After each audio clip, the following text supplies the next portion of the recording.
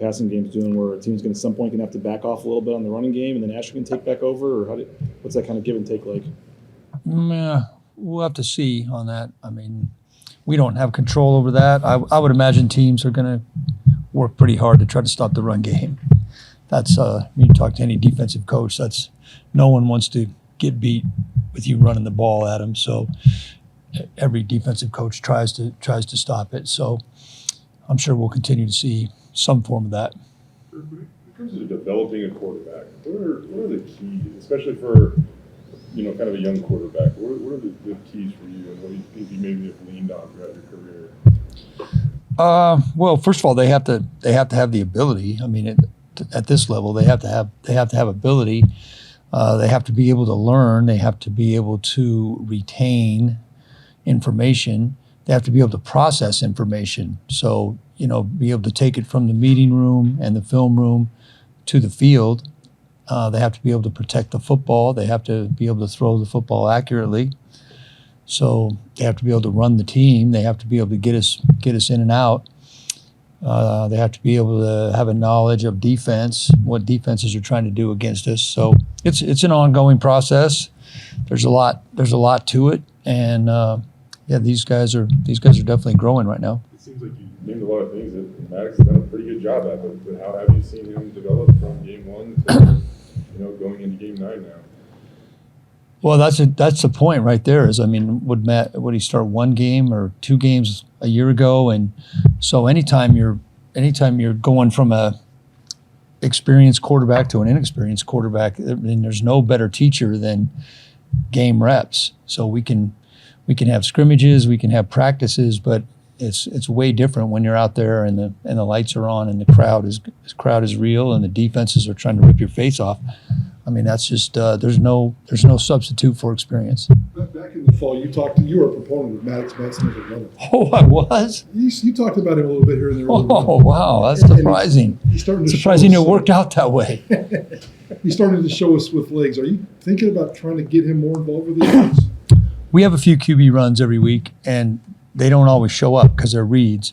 So we called, the ones in UNLV, those were not his touchdown and the long one, and we have 2 or 3 every week, and they surprise us sometime that they when it is a read that they let us give the ball to Ashton. So there was at least one of those in the game the other night, but. We're not trying to run him too much, but we'll run him a little bit. Spencer was just saying part of what makes a good quarterback is mentality. How would you describe Maddox's mentality? Well, he's a winner. I mean, he's been a winner in everything he's done, his whole life, and he's a very sharp kid. I mean, he can retain information and he can take it to the field. So. And he's just a natural leader. He's not the most outspoken guy, but he leads by example and he leads by his work ethic. Sure, a couple weeks ago, something to the effect of he finally showed what I've been seeing in practice. Just now that he continues to do this and put more and more on tape and in front of the public and everyone to see, I guess just how much more is he becoming, or at least showing the quarterback that you knew when you way back before fall camp even started, had him atop the depth chart. Yeah, I think I mentioned to you that back in 2022, I mean, when I took over 4 games after the first 4 games of that year, I mean, I'd been seeing it in practice then, and I mean, he's got a knack for playing the position. I mean, he doesn't have the ideal size, he doesn't have ideal arm strength, but there's a lot to playing quarterback besides size and arm strength. What goes maybe through your mind or Maddox's mind when San Diego State does kind of come out like that? And I mean, clearly they wanted to challenge Maddox in the passing game. Yeah, I mean, all 3 of those first half touchdowns were plays that we put in just last week. I mean, those weren't our standard plays. The first one to Latrell was a play that Coach Miller put in, and they were all based on looks from those formations that we'd seen from San Diego State, and one of them was a first down call. One of them was I guess 2 of them were first down calls, and one of them was a second and long call. But we always have passes ready based on the situation and the looks the team has shown on tape against the teams most like us. That's one thing when you get late in the year. You take a look at Nevada. Nevada's played 10 games already. That's just crazy. So, I mean, obviously we have a boatload of film up there that we're trying to sort through, but not all of those games help us. Not all of those games are like us. We try to really study the situations and the teams that are most like us, and we formulate our game plan based on that. And this was just one of those games where it fell just right at the right time, and then the players still have to execute. You have to not have penalties. You have to have protection, all that stuff. So it worked out good. I was just asking Spencer about Prince, and he mentioned, he feels like Prince can run the entire route tree, whereas maybe last year he wasn't able to. And it's really shown the last few games. Where have you seen him improve this season the most? I'll go back to the experience. Just the experience of playing in games and playing against different corners. Some guys are bump and run guys. Some guys are off. The other thing is, I know Coach D mentioned that. I mean, Prince is in here early and late studying tape. I mean, Prince's brother played or has played in the NFL, so Prince is pretty serious about football. And then I just say all of our receivers. I think the number one thing on all these guys is when they're healthy, they're playing pretty good. Health has a lot to do with. I mean, look at Latrell coming off a catastrophic injury, a torn Achilles, and it takes a long time to get back. And then Cam Camper, we didn't really know how good he was, and then he was healthy. And then Austin Bolt started off fall camp on fire. Then he was a little banged up. When these guys are healthy, they're all good enough to be playmakers for us, and they've shown that when they're healthy. I think he got 9 carries in the last game to Crow and Riley, but just the injuries to Breezy and Sire, how much has that challenged things in terms of your depth of the backfield and how you've had to disperse carries and things?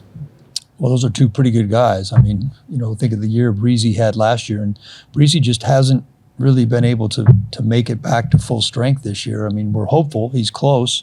And then Sire was off to a tremendous start on very unfortunate injury. So, we're down our depth chart, and if I'm not mistaken, you guys were all antsy when we only gave Ashton 11 carries in some games, and you were all antsy about that. And now we're giving him too many. I mean, I don't know.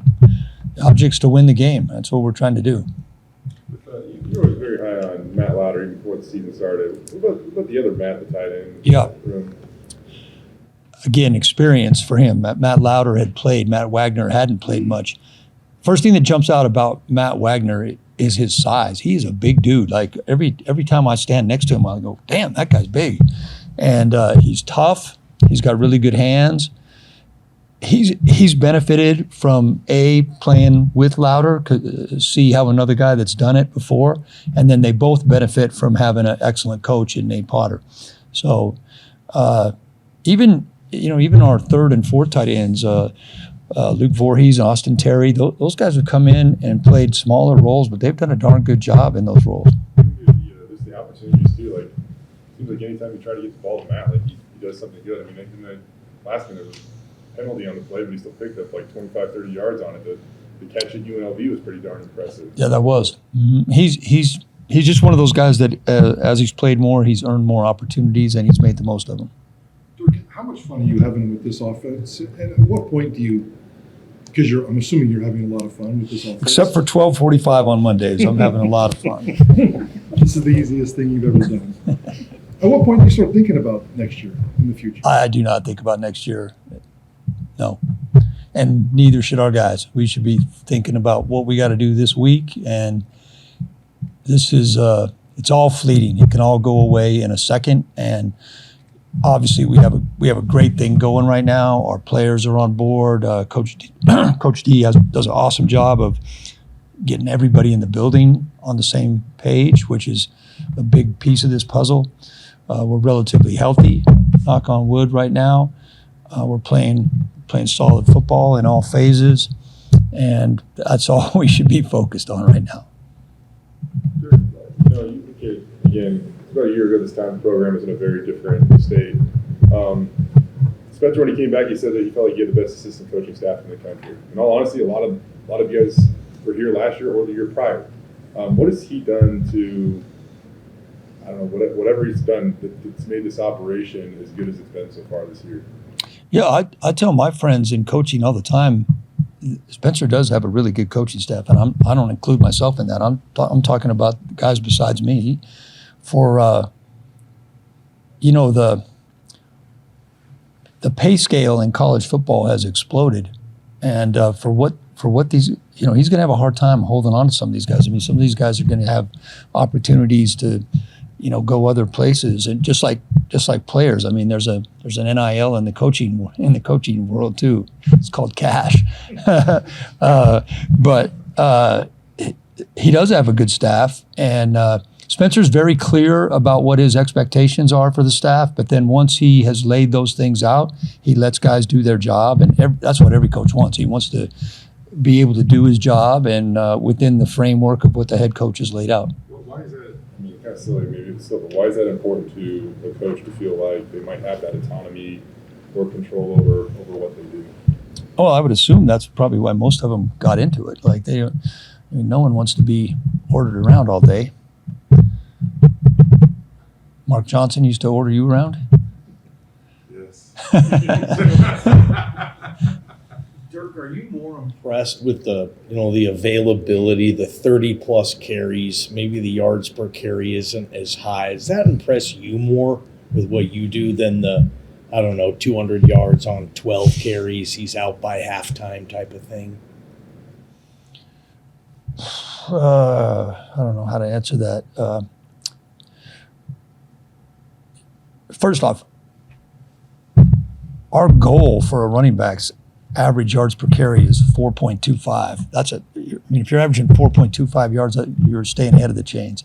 So this whole yards per carry thing got overly inflated based on the crazy start that Ashton had. I'm just most impressed with what all of our players, but Ashton in particular, they're having to go through a lot right now. All right, they're having to go through this whole college football playoff thing. Like our goals are right up there. I mean, Coach D always makes that, but now this year there's the added thing of the college football playoff. That's huge. Never been done. Never been done anywhere, and let alone here. And then on top of that, the whole Heisman thing. You know, that got rolling, and deservedly so. I mean, the guy deserves it. One of the best players in the country. But the fact that, you know, just all the attention and all the things these guys have to balance besides taking care of their bodies, lifting weights, going to school, having some kind of a life outside of this building. It's a lot for young guys. It's a lot for anybody. So I'm just impressed with the way he's handled everything. One more just QB development, kind of even on a broader scale, Derek, and you've been in coaching for a long time. It feels like, you know, the need to succeed immediately is greater now than ever. But you look Who drives that? I get it. You're right. Social media, us, I get it. But I mean, you look at the NFL. Some of the young quarterbacks are really struggling. You look at even the college game. Almost all the good quarterbacks are COVID 6-year seniors or 4th-year starting quarterbacks. So just looking at quarterback development in general, where do you think it's currently at, I guess? And what do you think about it kind of on a broad scale? Well, we talked about this a few weeks ago. I mean, the fact that these guys are making $50 and $60 million,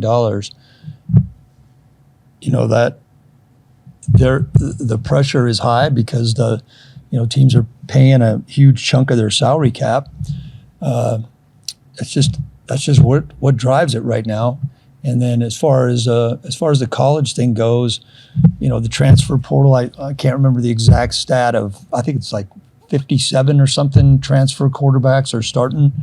I mean, that's a lot. I mean, everybody's looking for that guy to get their program to the next level. And, you know, some teams are finding success with it, others aren't. I think that probably hurts quarterback development because I think the best guys stay in the same system, stay with the same coach, stay with the same group of coaches, same group of players, and develop. Now, guys like Dylan Gabriel proved that wrong. I mean, he's been spectacular at 3 different schools. That must mean he's pretty good. Great. Thank you. All right, thank you. Thanks, Dirk.